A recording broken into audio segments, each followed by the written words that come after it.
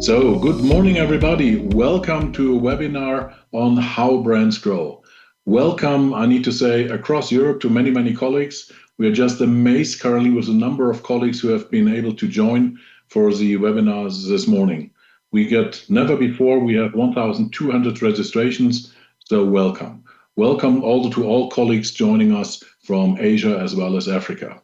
How brands grow. So, my name is Ralf Strauss. I do have the pleasure to be the chairman of the board of the European Marketing Confederation. And the European Marketing Confederation consists of something like 100,000 marketing professionals across Europe. And they all are driven by the desire and need for content and getting perspectives and also learn from each other. So welcome to many colleagues across Europe, first of all.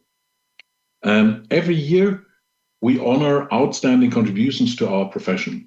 So we are collecting proposals across Europe from the different marketing associations, and the board of EMCs then decides, based on a set of criteria, who should receive the yearly lifetime reward every year.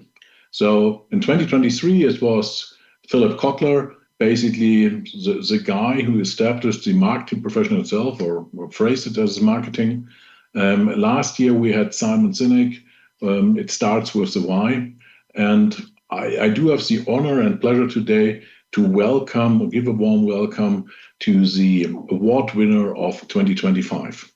The feedback of the board was to Byron Sharp, and this is a book I'm rereading probably for the third or fourth time in my life, Byron, really. The feedback of the board was Byron Sharp is able to bridge science and practical marketing management on the basis not of gut feelings, or as you write your book, ancient bloodletting theories, but empirical data points. So he is a trailblazer for overcoming traditional beliefs in marketing, and he's been able to revolutionize the way we conceptualize and strategize marketing.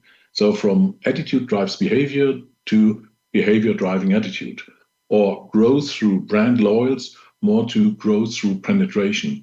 So really coming into the mental availability of consumers, not just focusing on our heavy buyers already, but really spreading and growing our brand via mass marketing. So for us, Byron, it's an honor and we are humbled. Thank you very much for accepting the Lifetime Award. Well, thank you. It was a very lovely surprise. So thank you. Thank you to the Confederation. Thank you for everyone who voted for me. It's a real privilege. Thank you very much. Also, thanks for joining this afternoon Adelaide time with us. And we also do have them today discussing jointly together with Byron their perspectives on brand management. 4 panelists across Europe. So welcome Philippa Appleton from Continental in Portugal, as well as Pete Markey, 2 colleagues who have a long tradition basically in retail. Philippa now with Continental and Pete being former CMO of Boots. We have Jan Willem from Hallmark in consumer goods.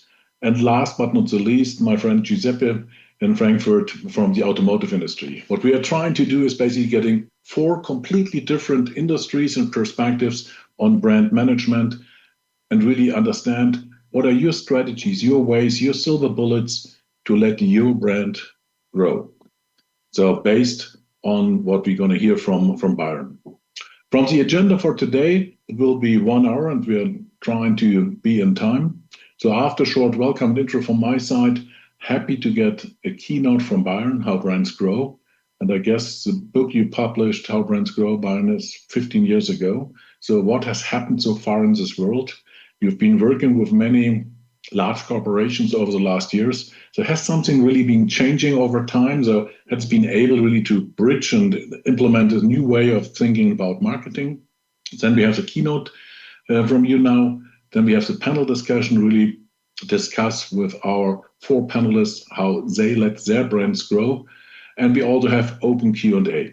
So for everybody attending, please just type in the chat your questions you might be raising, and my colleagues in the background then will pick and select a couple of those questions and pass it over to me. So we also do have the chance to answer hopefully 1 or 2 of the questions from the audience, and then having some closing remarks. That's it for the beginning. So now, as said, we are honored and humbled. Thanks, Byron, for joining us. Good afternoon to Adelaide. And we are keen on hearing from your perspective, what has changed over the last 15 years? After you wrote the book, How Do We Let Brands Grow? Byron, stage is yours. Okay. All right. Well, I'll talk for 15 minutes maybe. Because I think the questions in the panel are perhaps more important than anything I'm going to... Hopefully everyone who's listening has read How Brands Grow. It's available in more than a dozen languages now. So, practicing what we preach, increasing availability.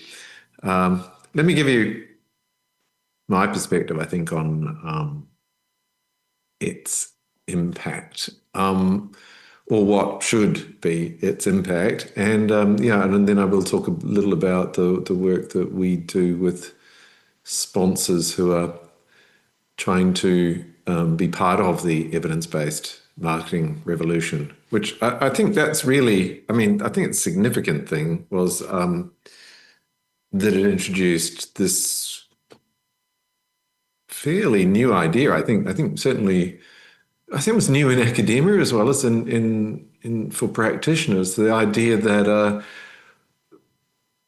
you could use the scientific method to study marketing, because you can use the scientific method to study anything that's in the real world, as long as that's what we mean by empirical, right? It just means it's in the real world. We'll leave the theology and philosophy to other people, but science can study the real world, and it's been enormously successful. I think we forget every day just how astonishingly successful it's been, particularly in the last 50 or so years. I use the example of, transforming medicine. I would be dead. My daughter would be dead multiple times if she'd been born just 100 years earlier. And that's all entirely due to the application of science to study things like biology and medical interventions, etc. So the book introduced that for marketing as sort of a radical idea. I've been at conferences and heard marketing professors stand up and say, there's nothing law-like in marketing, and that's really wrong. That's really wrong. In fact, they should give their MBA students their money back if that's what they're teaching. So if you do old-fashioned science, go out and collect quality data, and then look for patterns, you'll notice things that are reoccurring, and then you ask yourself. This is a lovely cartoon I have, which illustrates the difference between scientific thinking and normal thinking. It has a little stick figure, going over and then touching something and getting a shock. Now, the normal sane reaction is don't touch that again, but the scientific method is, oh, I wonder if that would happen again. I'll touch it again. I wonder if that would happen at night as well as day. I wonder if that would happen if I changed my shoes. I wonder if someone else touched it, would the same thing happen? And that's what science does. It studies and looks for recurring patterns and sees where they occur and where they don't occur. And if you can document something that keeps on occurring in a known, you can document the conditions, so you're absolutely sure under these conditions this will always happen, then you have something that's law-like, and it's a wonderful thing because you can make predictions. You can say, in these conditions this will happen. So just the idea of that, I think, was the first major contribution of How Brands Grow, and I backed it up by giving, showing here are some scientific laws, and that was presented in a way that anyone could go and check themselves. Anyone can go and, you don't have to have $100 million subscription to Nielsen or Kantar. You can just do a little survey, and you can collect data that allows you to see if these patterns are the same in your industry. And, lo and behold, everyone who does that comes back with, oh, wow, yes, oh, yeah, okay, the law holds.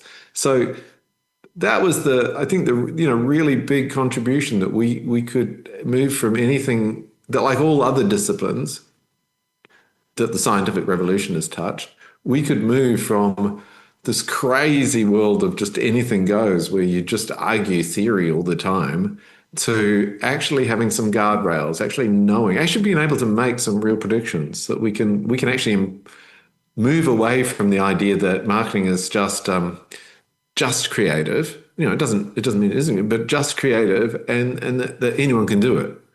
We could actually be a discipline that there was real knowledge, that the finance people would go, oh, right, wow, I didn't know that. That's weird. Are you sure? Wow, yeah, that keeps happening in every set of data. That's there. Wow, that's something, finance people don't learn scientific laws when they go to university. It kicked off what I think is a profound shift in the discipline, and that's the most important thing. That's far more important than, as I say to people who are excited about new media, like our great grandparents had new media. It's not a new story in marketing. Your grandchildren will have new media. That's been going on for ages. But this was something really new. We could actually have scientific laws in marketing, and then the laws themselves, as you said at the start, they were quite eye-opening for people. If you were like me and went through, with Philip Kotler's textbook and things, there were no mention of these laws, and there was quite a lot of mention of things. Kotler's on record of saying, marketers spend too much time trying to get new customers, and they should focus much more attention on retaining customers. And the double jeopardy law for retention says you're going to get a terrible return from that.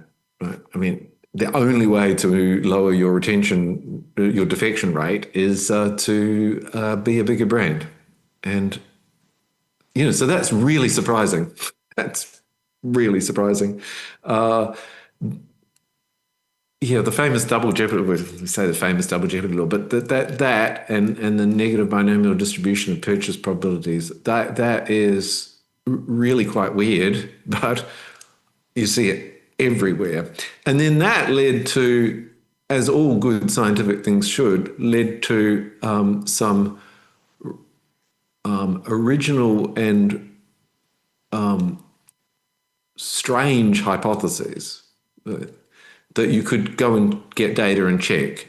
Things like, that would suggest then that the profiles of rival brands, the sort of average person in their customer base, or the diversity in their customer base, would be exactly the same as their rivals. That as we say, user profiles seldom differ. Now that is just not what was covered in textbooks previously. And so that was a weird hypothesis. And then you go and you check the data, and that's true.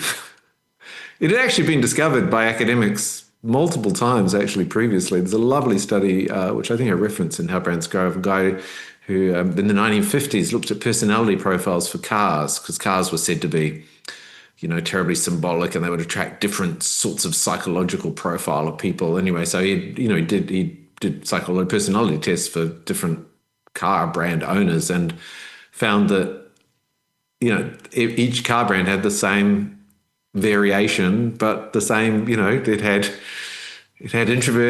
certain amount of introverts, certain amount of extroverts, and it was exactly the same as every other car brand. And this was discovered multiple times, and everyone just went, "Oh, that's weird. Oh, we'll ignore it." But then when it came that actually fit with these other laws, that you get a completely different view of the world. We had books like, what was it? Differentiate or Die. This is the biggest thing that you have to do in marketing. And it's one of, to me, it's one of the best examples, I think, of how science is weird. All big scientific discoveries are weird. The real world is a weird place, as I always like to say, because the logic was so compelling, right? I mean, David Acker said, if consumers don't see a meaningful difference between two brands, then how can they choose? And if they don't see a meaningful difference in your brand, then how can they have a preference for it? How can they have loyalty to it? And that just sounds so logical. So, no one questioned it. And then once you have these other scientific laws, they suggest differentiation is probably a fairly small story, that people don't actually need to see huge differences between brands. That doesn't really fit with their buying behavior, which is where they're loyal, polygamous, but they're polygamously loyal. They buy multiple brands, and the brands themselves have very similar user bases. This would suggest that there's fairly low perceived differentiation. So it was quite delightful when we got the brand asset valuator from WPP data, where they measured perceived differentiation on massive scale, all around the world, all sorts of categories, and we looked at their perceived differentiation and went, wow, most brands are scoring astonishingly low. I know there are some consultants who like to say that 4% is double of 2%, but I tend to look at it and go, that's two brands who are both scoring to 90-something% of their buyers go, no, it's not different. And so it really rewrote our understanding of consumers, that they're very efficient, that they're cognitive misers, that they like being loyal, absolutely like being loyal, and they don't need to see a huge difference. They just need to have, they've a brand that works for them, and they're happy to be loyal to it. That was a radical, rethink in the way that we see consumers, but that is what fits all the data. So I'd like to just sort of end with probably hopefully the biggest impact, apart from ushering science, the biggest impact is the sort of the coming together of all those laws to realize that we're in an availability battle. Mm-hmm. That marketing is a battle to make it more category buyers and future category buyers can easily buy our brand, and to be available to them requires having the right portfolios, having the right mental availability and the right physical availability. And I will throw into this panel discussion today, I still think marketers don't get that, or don't structure their marketing departments, don't behave in a way that they truly get that. I think perhaps the message is just a little bit too simple. Everyone goes, oh yeah, I need mental availability, yeah, I need physical availability. Mm. But they don't really, in a really disciplined way, think through that, nor do they sell that into the organization. If you stop talking about silly marketing jargon like funnels and click-through metrics and short-term, long-term, and all this mystification, and if you instead say to the CEO, the value of our company depends pretty much on intangible assets, two of which are mental availability and physical availability. My job is to grow those assets, and then I will make the company more valuable. Suddenly, the stature of marketing changes, improves, and we have a totally different perspective. Marketing suddenly is not judged on what's it doing to spike sales next week. Mm-hmm. And that I think is going to take a long time. So the last 15 years, the Arabic Basin Institute has been working with sponsors who are trying to bring in that evidence-based revolution, and it's always, at best, 2 steps forward, 1 step back. As I like to point out when people say, "Oh, this is hard. We keep slipping back onto old bad habits." It did take doctors 100 years before they started washing their hands, and it's a little bit scary. Research today still shows they don't wash their hands all the times they're supposed to. So we shouldn't be surprised. Big, complex organizations are full of people, and people are very habitual and a little bit lazy, and we slip back. Also, there's Lots of people still peddling the old myths or trying to wrap them up in new shining jargon and giving them new names. Like, attention is the new thing, whereas, it's engagement. 20 years ago, it was called engagement, but yeah. Mm. So, okay. So we've got some things hopefully to talk about tonight, which is about how do you bring practice in line with the science in a creative way. Mm-hmm. Awesome. So, thanks, Byron, for this intro. I got a couple of questions directly coming in from the chat. So one question has been popping out is, you say, as a marketer, I'm responsible for intangible assets. So how do I then justify my budgets, basically? Yeah. So it's good that you're responsible for intangible assets, but how do I measure it? How do I get it measured? Yeah. So it's always some sort of the justification game, basically. How do you manage that? Well, one asset is easy, right? Physical availability, you do experiments and you optimize because, simple analogy, you're a retailer and you close your store doors. What happens to your sales?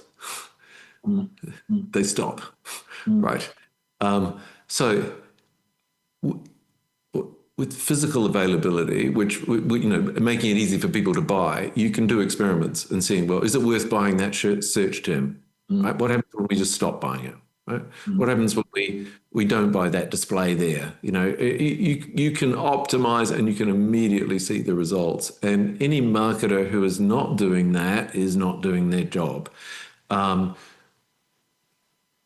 Whenever there's an economic downturn, you hear people saying marketers are shifting more money into performance, which is basically physical availability. That's nuts. They should already be spending at the optimum level for optimum profitability. If you weren't spending enough on that, then you should have been spending more. I mean, so the first is easy. You optimize that. And to go back to the store example, stores do that. Any small retailer, you run a coffee shop or something and you say, we close at 3 at the moment. What happens if we close at 4? And you see whether it's worthwhile, right? You see how much it costs to stay open that extra hour versus the revenue that comes in. And every small retailer does this and works out the hours within legal constraints. And every marketer should be doing that all the time, online, offline, testing their availability. What happens if we accept PayPal? Do we get more customers? Right? What happens if we offer a smaller pack size as well? Right? I mean, you can just keep on testing this. What things can I do that for the people who are in the market this week allow us to catch more of the people that are actually buying, and you can optimize that.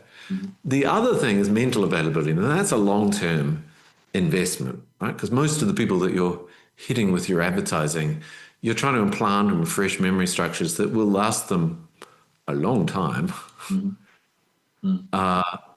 But you're not going to see it in sales tomorrow because most of them aren't even in the market. I always use, I think it's Rory Sutherland who did this lovely example about a friend who said, I've just bought an Aston Martin. And he said, wow, that's cool, James Bond car and things. And he went, yeah, Rory, you'd be interested in this. I bought it because of an advertisement. It's like, oh, really? What was that? Oh, I saw it when I was 8 years old. And this is a reminder to us that's mental availability is a very, it's not about, if you double your advertising spend, you'll see pretty much nothing. If you half your advertising spend, you'll pretty much see nothing. Right? In terms of sales next week, what its effect is on your company value today, because that's based on the sales that are going to come in over the next 5, 10, 15, 20 years. The reality is most we don't like to think of this, but most of the sales that we're enjoying this year are due to the work to the previous CMO and the one before that and the one before that. So you use different metrics to evaluate your mental availability, which is very much metrics about media efficiency and like, are you getting more reach and are you getting more brain reach? And this is not rocket science. It requires surveys because you have to survey the brains of people who aren't in the market at the moment. You have to take a representative sample of the entire potential market for the brand, including people who aren't in the category yet. And the way you pitch this to the finance people is investments and mental availability increase the value of our company.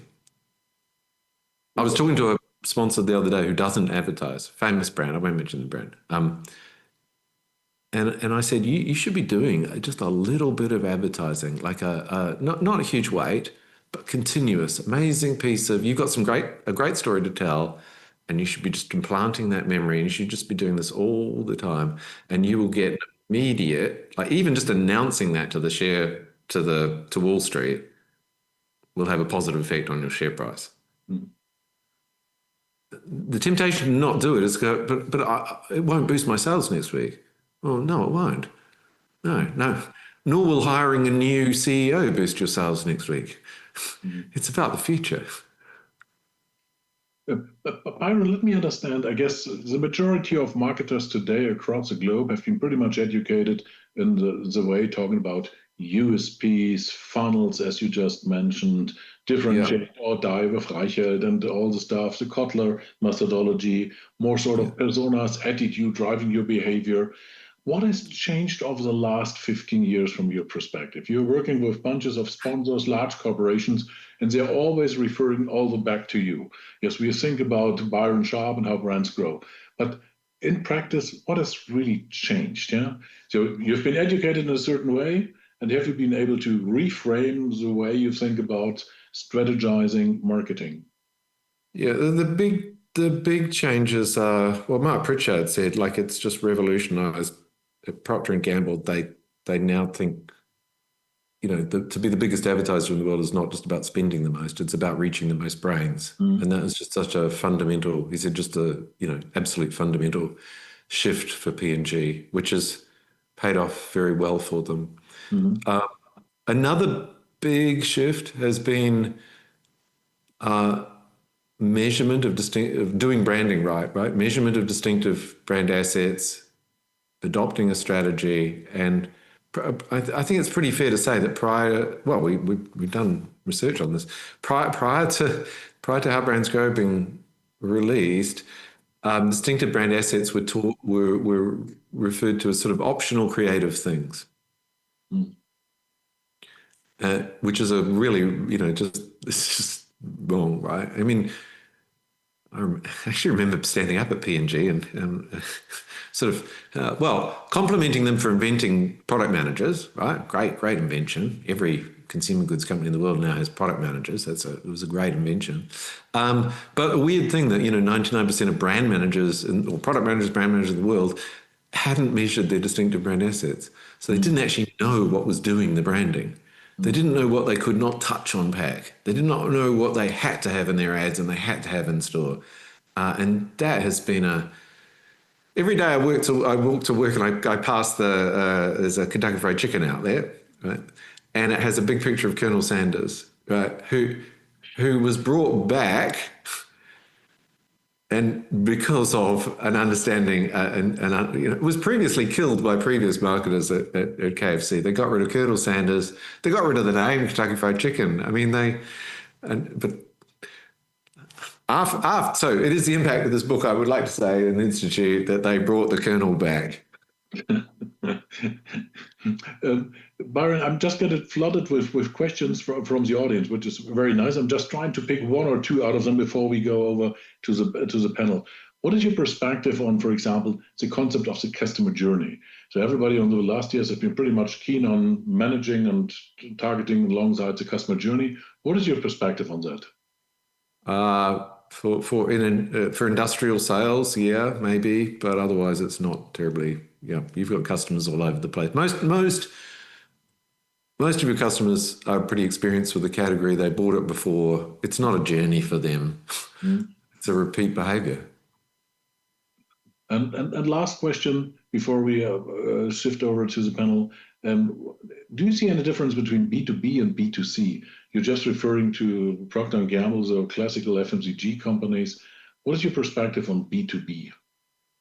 There are fewer differences than people think, but as a B2B marketer myself, right? I'm in the Everbury Bass Institute, there's B2B. It is hard. There's nothing. I mean, in consumer marketing, we moan that there's fragmentation of media, but for B2B, it's just, I mean, we've never had mass media. The best is like Wall Street Journal or LinkedIn, which is pretty nice actually to have something like LinkedIn, but it's a very fragmented. It is near impossible. If you start out as, I don't know, a new accounting firm or something tomorrow, to gain mental availability is going to take you a long time, even with some fantastic creative publicity, etc. It's the difference in B2B is you've got to be much, much more patient. You can't, there's no such thing that's like a B2B, maybe in some of the digital areas, but there isn't really anything that's like a Unilever or Procter & Gamble that can roll out physical availability, just, almost overnight. You just don't have that ability. You have to use really expensive things like salespeople, go to industry conferences and stand up on stage, and it's a long haul. The good news is, if you build mental and physical availability in a B2B sense, you're not going to get bumped off tomorrow. I predict that the big 5 accounting firms in 50 years' time will be the big 5 accounting firms. Good. Once you have your market stance in B2B, it should be pretty... So it's worth investing. Cool. So let's open to the panelists. So as I said at the beginning, we have 4 completely different industry segments coming to the table. So starting probably with you, Filipa, what are you doing to really let your brand grow in Portugal? What is your secret success factor formula from your perspective, although picking up the things Byron just said? Good morning, everyone, and thank you for inviting me to be here with you. It's really a pleasure. And in fact, I think I'm very fortunate because, as Byron mentioned, I'm still growing, and I need to thank my previous CMOs. So first of all, let me thank to them as well. I don't know if they are here today, but it's true. Fortunately, Continente is turning 40 years already, and we are market leaders. And we are market leaders not only in sales and market share, but also on the branding perspective. But I think it's really to be, and it's a balance between cherish our customers and getting new customers. I think this perspective on balancing, acquiring new customers at the same time that we deal with our current customers, it's really a key driver for success. Continente has the biggest loyalty ongoing and all year with our Continente card. So this means that we can really use data. And I think that data, and I really like this perspective of science, because of course creative is important, but 15 years ago or 20 years ago, we were complaining that we don't have data. Right now, we have data, we have science, we know how things work and what works well and what doesn't work. So I think that this is a key driver for our success. And the other one is to balance long-term marketing and short-term marketing. This mental availability, building a strong brand, and keeping in mind that what we do for the brand, it takes time in order to reach the customers, and we cannot be on-off. We need to have a continuous line of communication. In Continente, we have a continuous line of communication. At the same time, of course, promotions, price decreases, or be able to be around the country. We have an online store. We have more than 400 stores.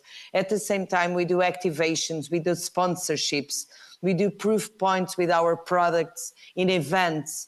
So I think that this is the main aspect for Continente to be so successful. And on the other hand is what Continente is, that, for instance, all our different competitors, they are not. So what stands the difference for Continent? And right now, the difference for Continent is really at Continent, a customer can be what he wants, when he wants, the way he wants. So if I want convenience, I can get convenience. But if I want new products, I can have new products. So our assortment is built up, making sure that we can address all customer needs independently which kind of customer I am. And if I'm more in a hurry, I have different assortment, I have different stores. If I have time, if I want to spend, I don't know, a morning in the supermarket, I can have assortment and bigger store for those customers. So bearing in mind that I need to reach all the customers at the same time, but they are different. They want to have different things. So this physical availability needs to be really rich. And this makes the difference between our competitors, because our competitors, they have smaller assortments, different kind of products. They don't have online store, for instance. So this means that Continent needs to be different. Continent needs to be at the same time long-term and short-term with a marketing strategy. Our marketing mix models are built up getting that perspective in mind, but always measuring it. Always bear in mind if our proven recall, if our recall is healthy or not.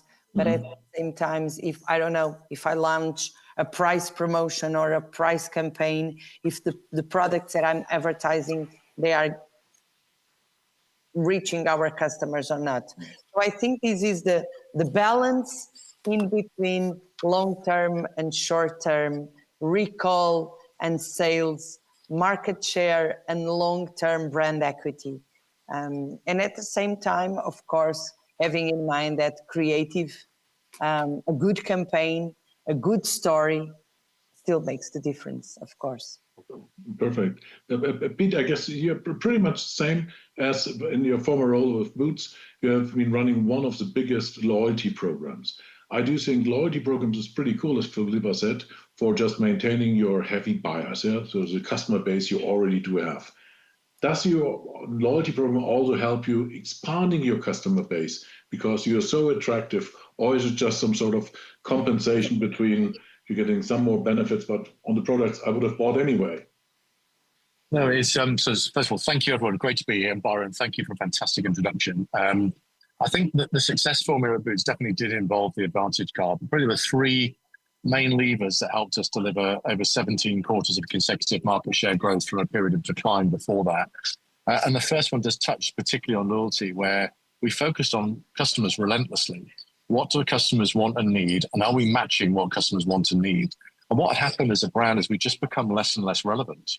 So people had other ways they could get their health and beauty needs fulfilled. We weren't stocking or supplying the latest health and beauty trends. You know, brands were emerging on TikTok. We weren't fast enough to get to them. The loyalty scheme had become tired. We'd lost 3 million Advantage card holders in that time. The scheme had become too tied towards giving points to spend in the future and hadn't adjusted to a change in customer needs to have immediate discounts and benefits in store and online.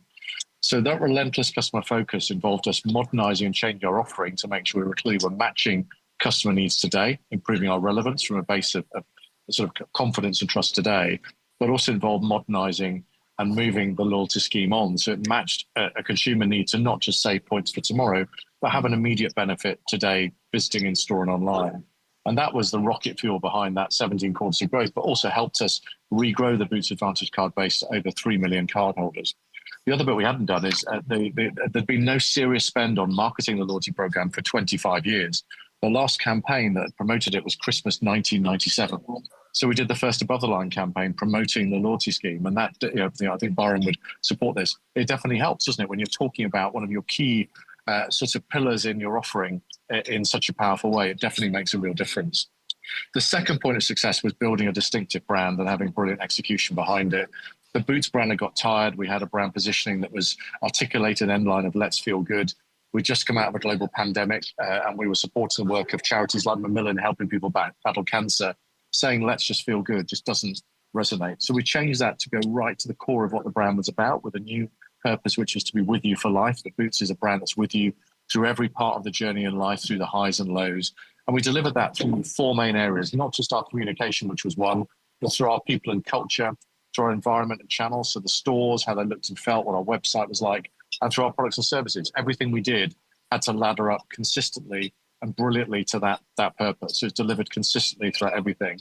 And then we invested behind that purpose, exactly as Byron said, understanding that we would see some short-term, but in the end, really long-term benefit of investing behind that brand alongside performance channels.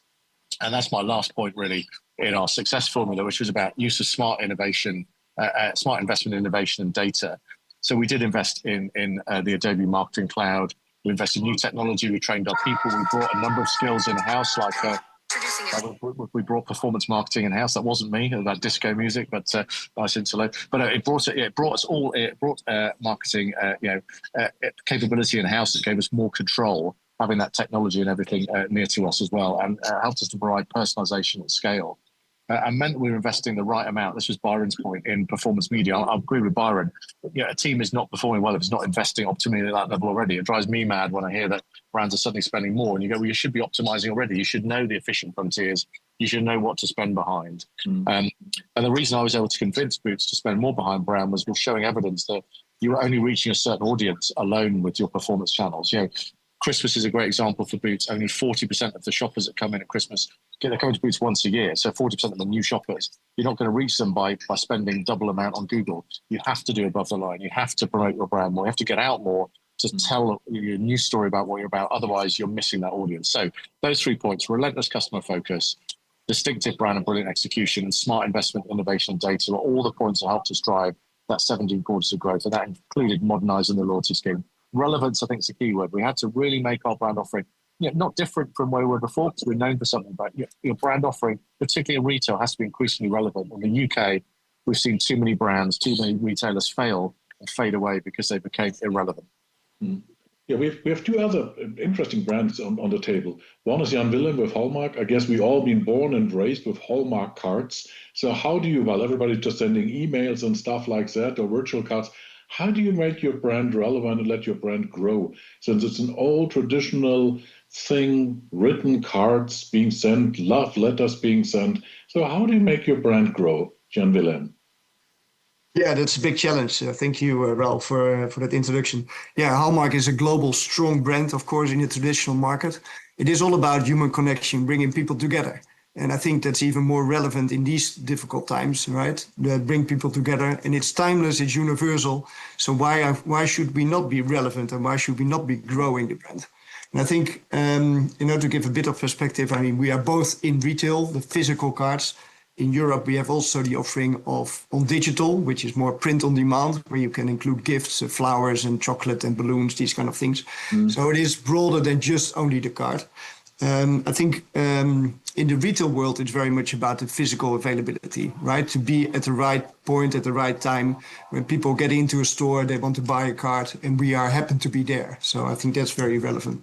In digital, it is even more also about mental availability, right? I mean, you go to a website and you're not searching for a card, you go immediately to a certain website, and hopefully that's Hallmark, where you can buy the card. But one of the things, and that's I really agree with Byron on that one, is about where do you focus? Do you focus on your heavy users? And we know that the penetration of people buying cards is relatively stable over the last years. It's about 2/3 of the people buying a card every year, at least one. And the older generations, they are the heavy users. So they buy 20, 30 cards a year. The younger generation is much lighter users. So, they send 1 or 2 cards a year. So our retention, especially online, is quite low. But if we can make the light users buying a card extra a year, that would really boost our sales enormously.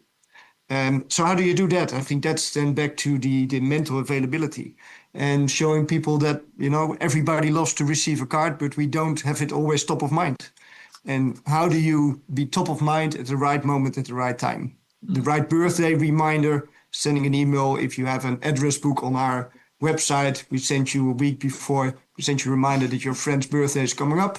We give you a free stamp, and you can send a card. I think that's a very important one. But also Christmas time, Valentine's, these more traditional moments in life where you forget about sending a card or you're too late. That happens very often, especially men at Valentine's. So how do you make them aware to send a card and really focus on, one additional card a year? The light buyers are really our growth engine, and we can do that both online and in retail. Mm.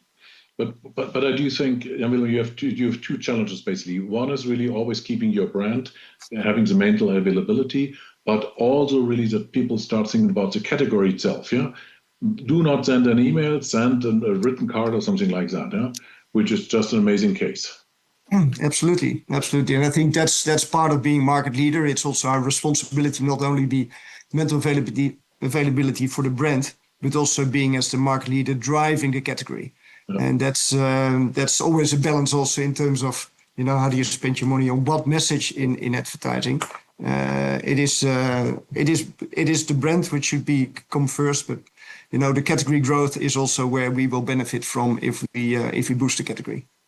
Yeah. And but last but not the least, I do think there's a fabulous brand over the last years where the automotive market is normally completely condensed. Yeah, it's packed all over with different cars, different car sizes. And Cupra Giuseppe has been done a tremendous job over the last years, just boosting up sales, even in a pretty dense market already. What is the secret success for really boosting up Cupra? Hi, everyone. Obviously, I love Byron's statement about the car industry and the car brands, which I think in the last 20 years did not manage to differentiate a lot. So I think this was the opportunity or the potential we saw with Cupra.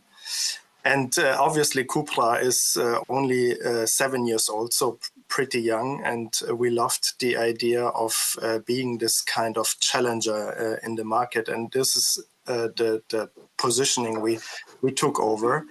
And the reason why we could do this in a credible way is, first of all, we are pretty new entering the market. Secondly, we really do embody this rebellious character rooted in a motorsports DNA. And this gave us the opportunity to create a very strong emotional connection to our audience, which are basically the car lovers. So all the people who are really connected to automotive and cars. And I think the brand's clear identity and emotional appeal made it, or still make it, stand out in generating a genuine and enthusiasm and also a kind of loyalty. Then the second topic for me is we do really focus on a young generation and digital innovation. The growth in Germany mainly is driven by targeting the millennials and the Gen Z through the consumption of digital channels. And obviously strategy includes also social media engagement, influencer marketing, and all this stuff. And I think we managed to tailor it to an audience which is on one hand tech savvy and on the other hand really much lifestyle oriented. Mm-hmm. Lastly, I think this is I always highlight this in a very strong way, because I do really think this is the main differentiator which we made it in Cupra. It's really about speedness and boldness and consistent brand leadership. I mean, Byron was talking about the availability battle. We launched 7 products in 7 years. This is a speed in automotive which is not common, at least for such a young brand. And the other part is the mindset of, or the organization to be agile and to do bold decision and probably something also sometimes also very risk taking and quick adaptation, because this is what the consumers demand nowadays. on the other hand, also this has been touched already. I think it's really important to have a consistent storytelling, consistent way of how we present the brand in the creativity and the look and feel, and especially in this competitive market. And this gives us the possibility to maintain the relevance and mainly I call it emotional resonance with our consumers, of being really consistent and not changing anything. But because basically what I've done in the last 7 years with Cupra is doing the same every year. Byron, if you hear those 4 different industry segments, what would be, based on what you said before, your recommendation basically, or your key finding or suggestion for these lovely colleagues?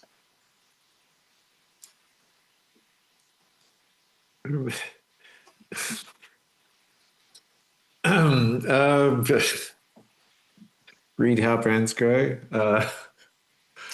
It's because I mean, some of the things you're saying are very apt and true, but some are, you are convincing yourselves.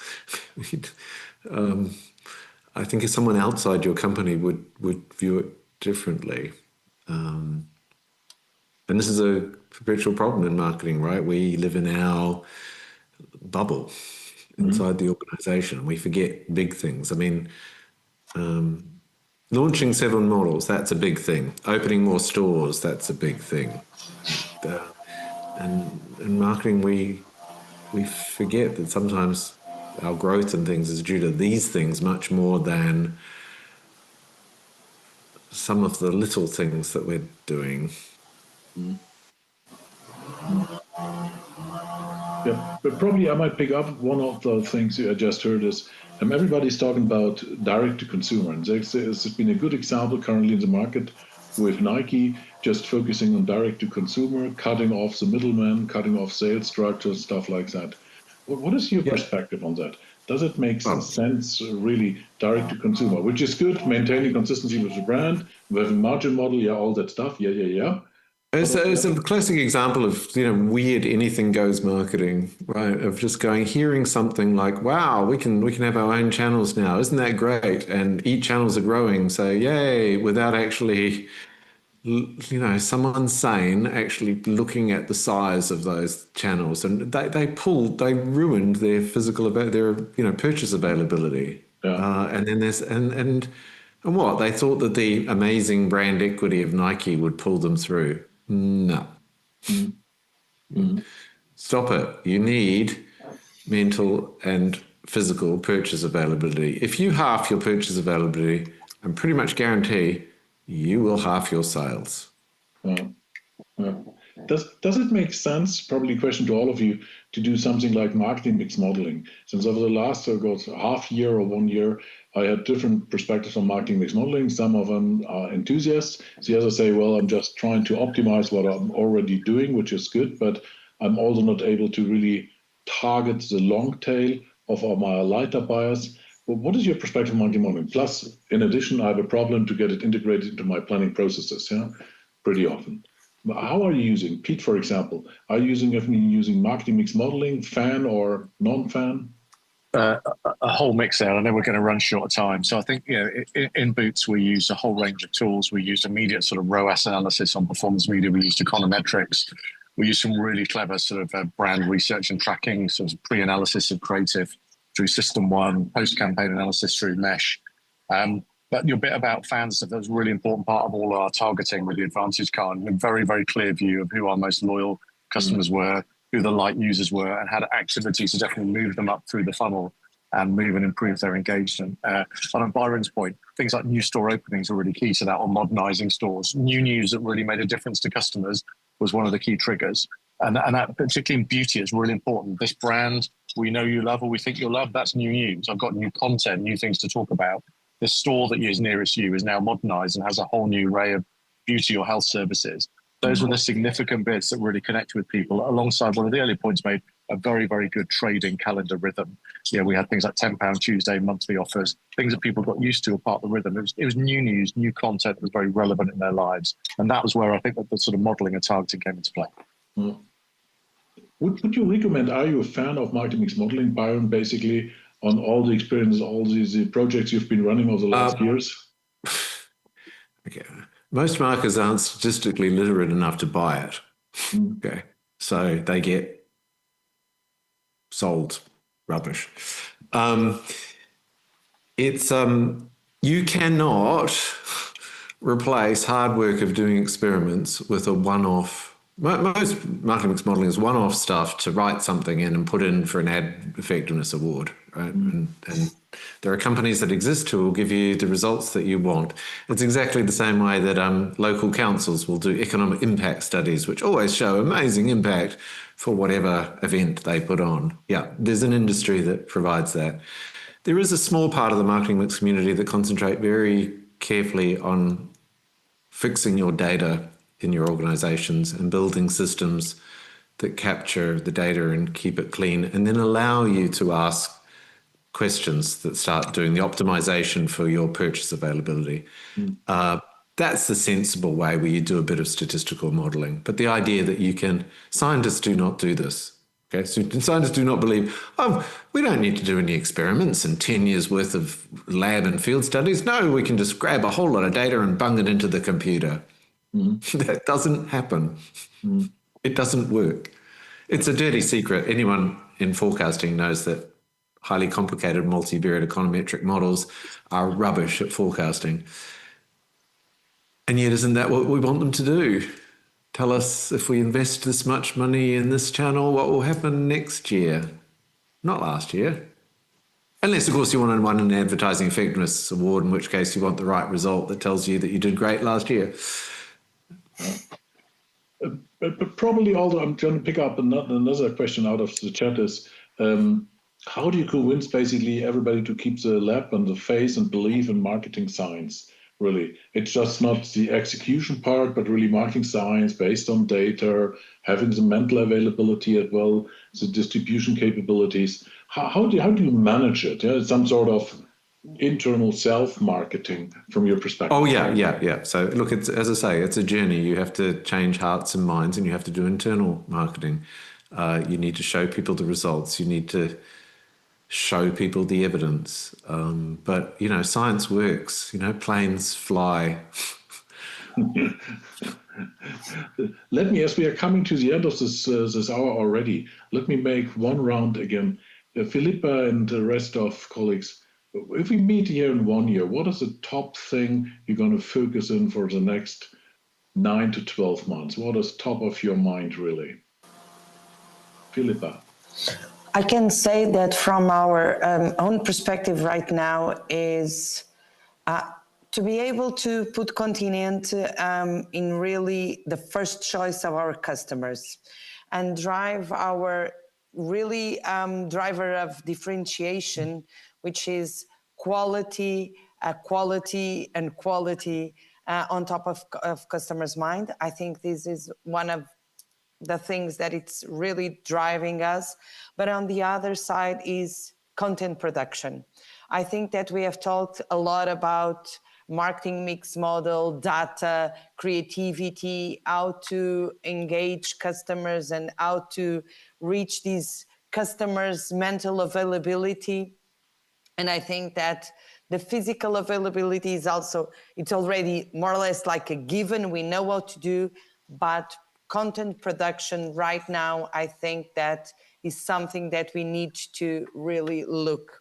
Cool. Because the touch points that we have, all the touch points that we have available, not only TV, radio, outdoor, of course, but also sponsorships, social media, TikTok, Facebook, Instagram, all of them, we need to be consistent and coherent as a brand. But we know that we cannot speak the same way using all these touch points. The message needs to be the same, but the way that we are talking, it's different with different customers. So I think it will be something that in a year on, I would love to speak with you about, because it's really a challenge for us. Super. Pete, Giuseppe, and Jan Willem, one sentence. What is top of mind from your side for the next 9 to 12 months? Pete.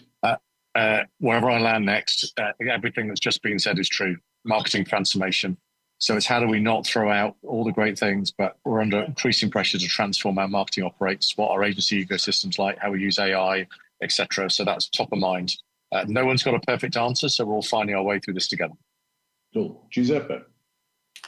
Well, I would say we need to keep the pace on Cupra, be consistent. As Philippa already said, continuity is key for us to keep the idea and push forward the positioning of Cupra. And another thing is, which we will concentrate on or still working on, is the community management. We have a big community out there, and we need to nurture them and try to bring them in the brand. So this is something we are heavily working at, besides all the stuff we have been discussing today. Jan Willem, how do you make me directly go out and purchase Hallmark card? Yeah, I think the main challenge is to really keep the brand meaningful in people's lives every day, not just once a year. And that's we do that by driving reach and being top of mind at the right moment. I think that's the most important thing for the coming year. But Byron, if we meet now again, although 1 year from now, what would be your wish with Christmas? Or what would be your top of mind of your wish list for Christmas for the marketing professional in general? What do you think? Well, guys, we've set all the conceptual cornerstones. So my top wish would be that we stopped using terms like short-term, long-term, top-of-funnel, activation, performance, and all this jargon that just puts off the rest of the organization. And that we had clear metrics for our mental availability and physical availability. And we said we're going to be disciplined in the way that we manage and grow those assets. Thank you very much. Thanks for the closing remarks. Thank you very much. Thanks to the panelists. Thanks for taking the time in sharing perspectives across for completely different case studies. Byron, thanks a lot for having the time. And again, we are all honored and humbled for you having the Lifetime Achievement Award in 2025. Nice to talk to you. The session was recorded, so if everybody wants to look it up, thank you very much. And it's been a pleasure to host the session. Thanks to all of you. Have a nice day across Europe and a good afternoon in Adelaide, Australia. Thank you very much. G'day, everyone. Bye-bye, everyone. Bye-bye. Thank you. Bye.